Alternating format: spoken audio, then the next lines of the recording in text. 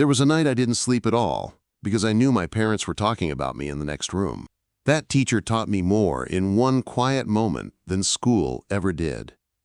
Let me take you back to a memory that still sits with me, even now, years later. Picture this, a classroom door, left slightly ajar after hours.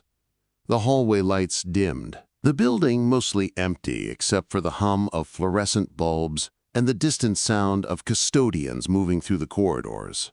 That door, that small gap of light spilling into the hallway, seemed so ordinary, so unremarkable. And yet, looking back now, I realized that everything I needed to learn about myself, about acceptance, about courage, began in that quiet, unassuming space. Nothing dramatic happened in that room. There were no grand speeches, no confrontations, no theatrical moments of revelation, just silence, safety, and someone who chose to stay when they could have left. Someone who chose to see me when I was desperately trying to be invisible. But here's the truth, the part that took me years to understand. I didn't know what that door meant until long after I'd walked through it. I didn't realize that my life had already split into two distinct parts, before that moment and after. Before I knew what it felt like to be truly seen, and after I understood that being seen didn't have to mean being destroyed. This is the story of how one teacher changed everything without ever raising her voice, without ever demanding answers, without ever making me feel like I was a problem that needed solving. My name is Lim. At 15, I was a contradiction, walking through life in careful, measured steps. At home, I was one person. At school, I was someone else entirely. And somewhere between those two versions of myself, the real me existed in fragments, in stolen moments, in whispers of truth that I didn't yet have the language to express. Let me tell you about my home first, because that's where the real me lived. Even if I didn't fully understand who that was yet, my mother and I were close. Not in the conventional way that people think of mother-son relationships, but in our own unique rhythm. We had this ritual, this beautiful, unspoken tradition that started when I was maybe 12 or 13. Makeup sessions. That's what I called them in my head, though we never named them out loud.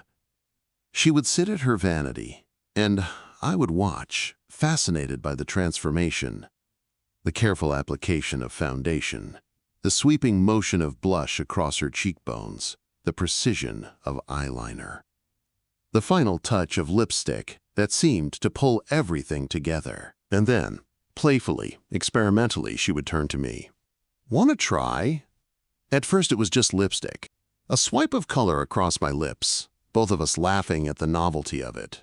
But over time, it became more. It became my curiosity finding permission. My fingers learning the weight of an eyeliner pencil. My face becoming a canvas for exploration. The skirts came next. Not in any planned way, but organically, naturally. I would see one of hers draped over a chair, and something in me would wonder what it felt like, how the fabric moved, how it changed the way I stood, the way I walked. My mother never questioned it. She never made it strange. If anything, she seemed to understand something I couldn't yet articulate. And the dresses. Oh, the dresses. There was one in particular, a simple sundress in soft yellow with small white flowers. I remember the first time I tried it on, standing in front of the mirror in my room, the door locked, my heart hammering in my chest. I remember feeling like I could breathe for the first time in years. This wasn't rebellion. I want to be clear about that. It wasn't performance or experimentation in the way people might assume. It wasn't about shocking anyone or making a statement. It was just comfort. It was the feeling of rightness, of alignment, of pieces fitting together in a way that made sense even when nothing else did. But here's what made it complicated. I didn't have language for who I was. I didn't have words to explain this feeling, this knowing that sat in my chest like a truth too big for my teenage vocabulary. I only knew what felt right. I only knew that when I was alone in my room wearing my mother's clothes, I felt more like myself than I ever did in the uniform I wore to school. At 15, I existed in this strange liminal space, Too young to fully understand identity, too old to dismiss these feelings as childhood curiosity. I was caught between worlds, and I genuinely believed, that this part of me was invisible to everyone except my mother and the reflection in my mirror. I was wrong. At school, I became a master of adaptation. A chameleon, an actor playing a role I never auditioned for but knew I had to perform to survive.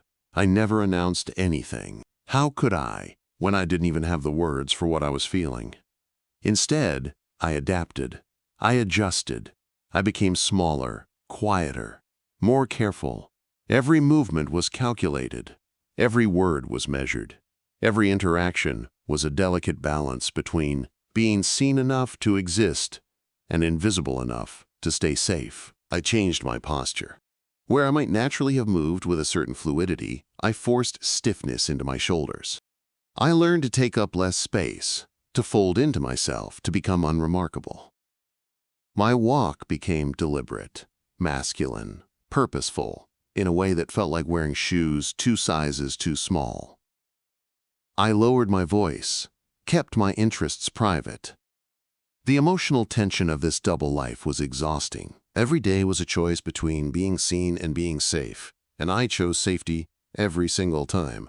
I chose invisibility. I chose silence, because the alternative, being fully, authentically visible, felt impossibly dangerous. My mother was loving. She was kind and warm and present in many ways. But she was also distracted. She worked long hours. She had her own concerns, her own worries, her own life happening in parallel to mine. And I think she saw the makeup sessions, the borrowed clothes, as play, as bonding, as harmless exploration that I would grow out of. She didn't connect the dots. How could she?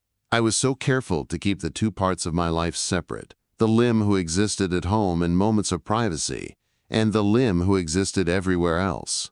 I never gave her reason to think this was anything more than teenage curiosity. But here's the thing about secrets. They have weight. They take up space in your chest, pressing against your ribs until breathing becomes difficult. They color every interaction, every conversation, every moment of supposed normalcy. You carry them everywhere, and they make you tired in ways you can't explain to anyone. I thought I was invisible. I thought my careful performance was flawless. I thought no one could see through the mask I wore every day. But the first person who noticed wasn't my mother, who loved me but couldn't see past the version of me she expected to see. It wasn't my friends, who only knew the character I played for them. It wasn't any of the people I spent every day with. It was my teacher, Teacher Brenda. Teacher Brenda wasn't dramatic. That's the first thing you need to understand about her.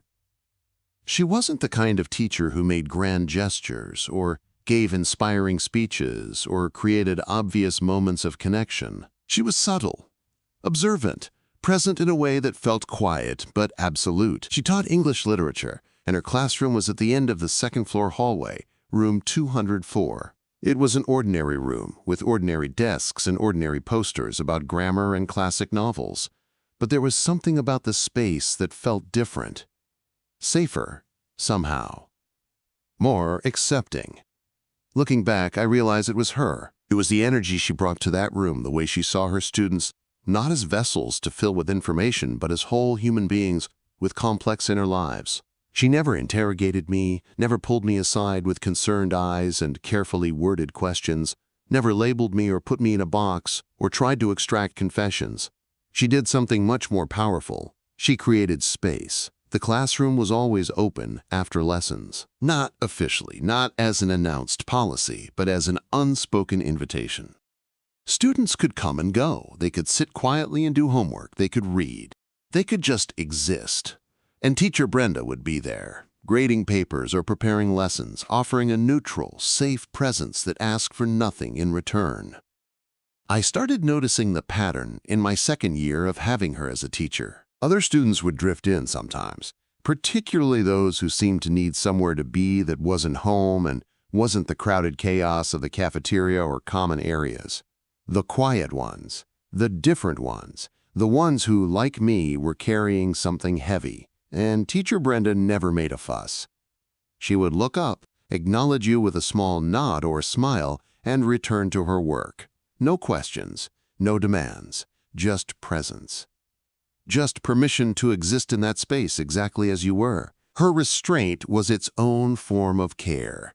In a world that constantly demanded explanations, justifications, performances, she offered something radical: silence. Acceptance without interrogation. Safety without conditions. I spent weeks observing this before I ever worked up the courage to stay after class myself. I would watch other students drift in and out. I would see how they relaxed in that space, how their shoulders dropped, how they seemed to breathe more easily. And I wanted that. I needed that. But I was also terrified, because staying meant being seen. It meant crossing a line from careful observer to active participant. It meant making myself visible in a way I had spent years avoiding. Still, the pull was stronger than the fear. The exhaustion of performing, of hiding, of carrying everything alone was becoming unbearable. And something about Teacher Brenda made me believe that maybe, just maybe, being seen by her wouldn't mean being destroyed. She never asked me who I was. She never demanded labels or explanations or confessions. She only made it safe to exist. She only left the door open and trusted that if I needed to walk through it, I would. And then one afternoon, I did. I stayed behind. It was a Thursday. I remember that detail so clearly, even now. Thursday afternoon, the last period of the day, English literature. We had been discussing a novel about identity and belonging, about characters struggling to find their place in a world that didn't seem built for them. The irony wasn't lost on me. The bell rang. Students gathered their books, their bags, their conversations, and filed out. I moved slowly, deliberately, taking extra time to pack my things. My hands were shaking slightly, and I hoped it wasn't visible. Teacher Brenda was at her desk, already shifting into her after-hours routine of grading and planning. She looked up as the last student left, her eyes passing over me with that same quiet acknowledgement. No pressure, no expectation, just awareness. I could have left. I should have left. Every instinct I'd honed over years of self-protection screamed at me to walk out that door, to maintain the careful distance I'd established between my public self and my private truth. But I stayed. I sat back down at my desk, pulling out a notebook and pretending to work on homework. The door to the classroom wasn't fully closed. I noticed that immediately. It was pulled most of the way shut, but there was still a gap, maybe 3 or 4 inches wide. Enough for light to spill through, enough for sound to carry. Enough to feel less trapped, less final. That small detail mattered more than I can explain. The open door meant this wasn't a locked room. It wasn't a trapped conversation. It was a choice I could unmake at any moment. Minutes passed. 5, then 10, then 15. Teacher Brenda graded papers. I stared at my notebook, writing nothing, my pen hovering over blank pages. The silence between us wasn't uncomfortable. It was respectful, patient. It made no demands. Finally, without planning it, without rehearsing it, without really knowing where the words were coming from, I spoke. Do you ever feel like you're pretending to be someone you're not? My voice was quiet, barely above a whisper. I didn't look up from my notebook. Teacher Brenda stopped writing. I heard her pen settle onto her desk. The silence stretched, but it wasn't empty. It was full of consideration, of thought, of care. Yes, she said simply. I think most people do at some point. Something about her answer, its honesty, its simplicity, cracked something open in me. What if the person everyone thinks you are isn't who you actually are? I asked. What if you don't even know who you are, but you know it's not this? I still wasn't looking at her. I couldn't, but I could feel her attention, her presence, her complete focus on what I was saying. Then I think you're in a very brave position, she said softly, because questioning who you are means you're honest enough to admit you don't have all the answers. That takes courage. We talked for maybe 30 minutes, or maybe it was an hour. Time felt strange, elastic, unimportant. I didn't tell her everything. I couldn't. I didn't have words for everything yet. But I told her enough. I told her about feeling like I was wearing a costume every day, about the exhaustion of pretending, about the fear that if anyone saw the real me, They would reject me entirely. She listened more than she talked. She asked gentle questions, not to pry, but to help me untangle my own thoughts. She never labeled me, never tried to define what I was experiencing, never made assumptions or jumped to conclusions. And then, near the end of our conversation, she said something that both terrified and comforted me in equal measure. "I can't fix everything, Lim. I wish I could, but I can't. This journey you're on, this process of understanding yourself, that's yours to walk. But I won't let you face it alone. And I think your parents should know that you're struggling. Not so they can fix you. There's nothing to fix, but so they can support you." My heart stopped. My parents. The idea of them knowing, of this carefully guarded secret becoming visible to the people whose rejection would destroy me most completely, was overwhelming. "I can't tell them," I whispered. "They won't understand." "Maybe not right away," Teacher Brenda acknowledged. "But I think you might be surprised. And I'd like permission to speak with them. Not to tell them anything specific, but to help prepare them. To help them understand that you need support, not judgment." When she said she would fix things, I had no idea what that meant.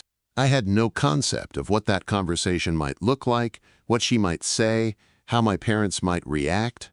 All I knew was that my carefully controlled secret was about to become visible, and I wasn't sure if I would survive the exposure. I gave her permission because I didn't know how to say no. Because some part of me wanted the weight of this secret to be shared. Because I was so tired of carrying everything alone.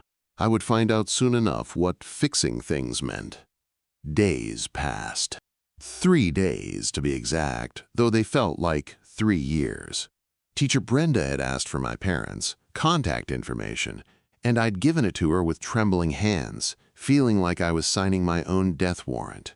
She promised to reach out over the weekend, to arrange a quiet meeting, to handle everything with care and discretion. And then I waited. Have you ever experienced that particular kind of dread? The anticipatory fear that sits in your stomach like a stone, that colors every moment, every breath, every interaction. That was my reality for those 3 days. I replayed our conversation in my head, constantly. Every word I'd said, every admission I'd made, every vulnerability I'd exposed. Did I say too much? Did I reveal things that were better left hidden? Did I just destroy my own life? The fear manifested in physical ways. I couldn't sleep properly. I would lie awake until 2, 3, 4 in the morning, my mind racing through every possible scenario. My parents finding out and sending me away. My parents confronting me with anger and disappointment. My parents looking at me with disgust and revulsion. I couldn't eat much. At school, Teacher Brenda acted completely normal. She taught her lessons with the same engaging energy. She smiled at me the same way she smiled at every student. She gave no indication that anything had changed, that any significant conversation was pending, that she was about to upend my entire world. And my parents acted normal too. That's what scared me most. My mother was her usual distracted self, managing work and household responsibilities with her typical efficiency. My father was quiet but present, coming home for dinner, asking about my day in his brief, reserved way. Nothing seemed different. Nothing seemed off. And somehow, that scared me more than if they had been acting strangely. Because it meant the conversation hadn't happened yet. Or it meant it had happened, and they were so upset, so disappointed, so shocked that they were waiting for the right moment to confront me. Every normal interaction felt like the calm before the storm. Every dinner felt like it might be the last one before everything changed forever. I found myself watching them constantly, looking for signs. Did my mother's smile seem forced? Did my father avoid eye contact? Were they talking about me in hushed voices when I wasn't around? Nothing happened. The weekend came and went. Monday arrived. Tuesday. And the silence, the normalcy, the complete absence of change felt like torture. Nothing happened. And somehow, that scared me more than anything else could have. It was Tuesday evening when everything changed. A completely ordinary Tuesday. The kind where nothing remarkable happens until suddenly everything happens at once. I was in my room, supposedly doing homework but actually staring blankly at my textbook, my mind too fractured to focus on anything academic. The house was quiet. My mother was in the kitchen preparing dinner. My father had just come home from work. And then I heard voices. Not loud, not angry, but intense in a way that made me freeze. My parents were talking in the living room, and even through my closed bedroom door, I could tell the conversation was serious. I moved to my door, opening it just a crack. Not enough to be visible, but enough to hear fragments of what they were saying. My name. I heard my name mentioned, clear and unmistakable. Lim. My heart started hammering. My hands went cold. Every muscle in my body tensed. I couldn't make out full sentences, just pieces, words floating to me like debris from a shipwreck. Teacher, concerned, support, understanding, our son. The tone wasn't angry. That registered somewhere in my panicked brain. They didn't sound furious or disgusted, but they didn't sound happy either. They sounded serious, worried, confused maybe, tense, definitely. The conversation went on for what felt like hours, but was probably only 20 or 30 minutes. I stood frozen at my door, barely breathing, trying to make out more but unable to hear clearly. Finally, I heard movement. Footsteps. I quickly closed my door and dove back to my desk, grabbing my pen, pretending to be absorbed in homework. Dinner was quiet that night, painfully quiet. My mother served food with a distracted expression. My father ate without his usual few attempts at conversation, and I pushed food around my plate, my appetite completely gone, my entire body vibrating with anxiety. They didn't say anything. Not about the conversation, not about Teacher Brenda, not about whatever they knew or thought they knew about me. The silence was deafening. After dinner, I retreated to my room immediately, claiming I had a lot of homework. My mother just nodded. My father barely looked up. That night, I didn't sleep at all. Not even for a few minutes. I lay in my bed, staring at the ceiling, watching the shadows shift as car headlights passed by outside. My mind ran through every possible scenario, every potential outcome, every way this could destroy my life. What did they know? What had Teacher Brenda told them? Were they disgusted? Disappointed? Confused? Angry? Sad? And more terrifyingly, what would they do about it? The hours crawled by with agonizing slowness. I watched my clock go from 10 to 11 to midnight to 1 to 2 to 3 to 4. As the sky started to lighten with the first hints of dawn, I realized something profound. That was the first night I didn't sleep. And it was the last night I believed that silence was safer than truth. Because whatever was coming, whatever conversation was about to happen, it was already in motion. The secret was already out. The protection of silence was already gone. All I could do was wait. Morning came. Wednesday morning. I got dressed for school in a daze, my body moving through familiar routines while my mind remained frozen in fear. I came downstairs expecting the worst, expecting anger or tears or demands for explanation, expecting everything to have changed overnight. My mother was in the kitchen, making breakfast. My father was already at the table, drinking coffee and reading news on his tablet. Everything looked normal. Devastatingly, terrifyingly normal. I sat down, reaching for cereal, trying to appear calm even though my hands were shaking. And then my father spoke. "We need to talk." 4 words. 4 simple words that felt like they stopped time. I froze, my hand halfway to the cereal box. I couldn't look at him. I couldn't breathe. Every fear I'd been carrying, every nightmare scenario I'd imagined, came rushing to the surface. This was it. This was the confrontation. This was where I would lose everything. My mother sat down at the table too. She wasn't crying, but her eyes were red, like maybe she had been crying recently. Or like she hadn't slept well. Her expression was serious, but not cruel. Not disgusted, just serious. "Your teacher, Teacher Brenda, contacted us over the weekend," my father continued. His voice was careful, measured, like he was choosing each word deliberately. "She wanted to talk about you." I still couldn't speak. My throat had closed completely. I just nodded, barely, acknowledging that I'd heard him. "She didn't tell us anything specific," my mother added quickly. "She didn't share your personal business or break your trust." But she did say that you've been struggling, that you've been carrying something heavy, and that you might need our support. I braced myself for what came next, for the interrogation, for the demands to explain myself, for the disappointment and rejection I'd been dreading. But it didn't come. Instead, my father said, "We want you to know that we're here for you. Whatever you're going through, whatever you need to talk about, we're listening. Not to judge, not to fix, just to understand." My mother reached across the table, her hand covering mine. "You're our child," she said softly. "Nothing you could tell us would change that. Nothing you could be would make us love you less." And that's when I broke. Not with fear, not with dread, but with a relief so overwhelming it felt like my entire body was collapsing under the weight of it. They didn't know everything, not yet. But they knew enough to choose love first. They knew enough to lead with acceptance rather than fear. They knew enough to create space for truth rather than demanding it. And that made all the difference.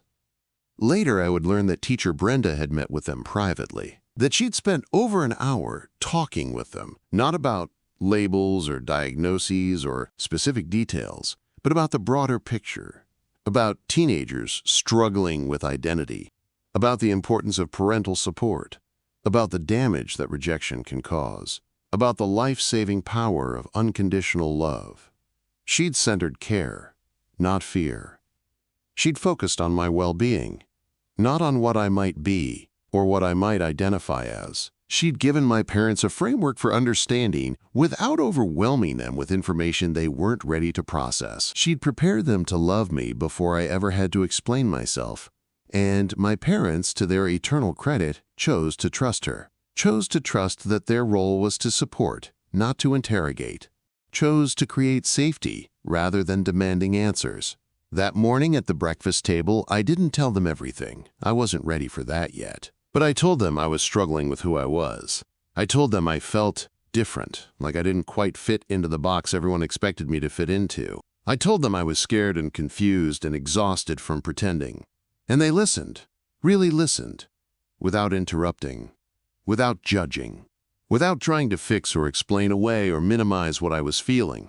What my mother said next, I will remember for the rest of my life. My mother took a deep breath, squeezed my hand a little tighter, and looked directly into my eyes with an intensity I'd never seen from her before. "You can be anything you want to be," she said clearly, firmly, like she was making a vow. "And we're proud of you. We're proud of your courage. We're proud that you're trying to figure out who you are. We're proud that you trusted your teacher enough to reach out. And we'll be here every step of the way, learning alongside you." Those words. God, those words. They settled into my chest like a balm on a wound I didn't even know how to name. My father was quieter, more reserved in his response, but no less committed.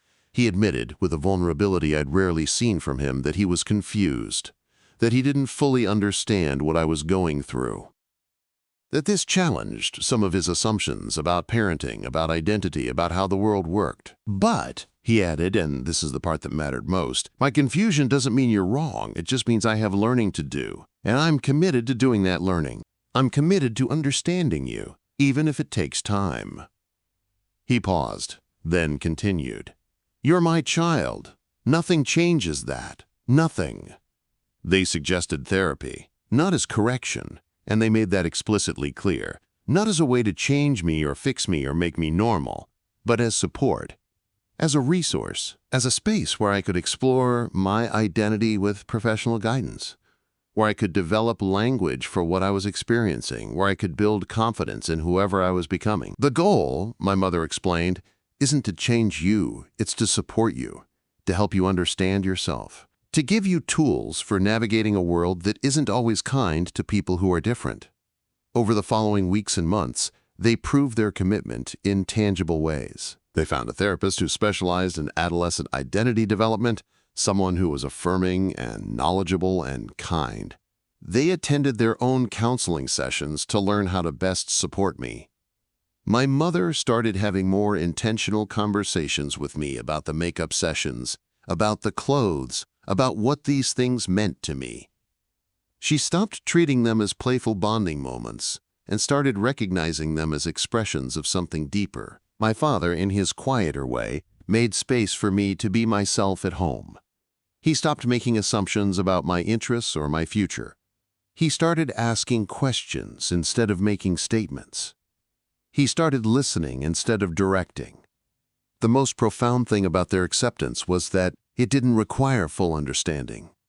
They didn't need to have all the answers. They didn't need to perfectly comprehend every aspect of my identity or my journey. They just needed to love me first and trust that understanding would follow. My parents gave me that gift, the gift of being loved before I had all the words, the gift of being supported before I had all the answers, the gift of being accepted as a work in progress rather than a finished product that needed to meet certain specifications. Looking back, I realize how rare that is. How many people in my position don't get that response? How many families fracture under the weight of difference? How many young people face rejection instead of embrace, conditions instead of unconditional love, demands for conformity instead of permission to explore? I was lucky, incredibly, impossibly lucky.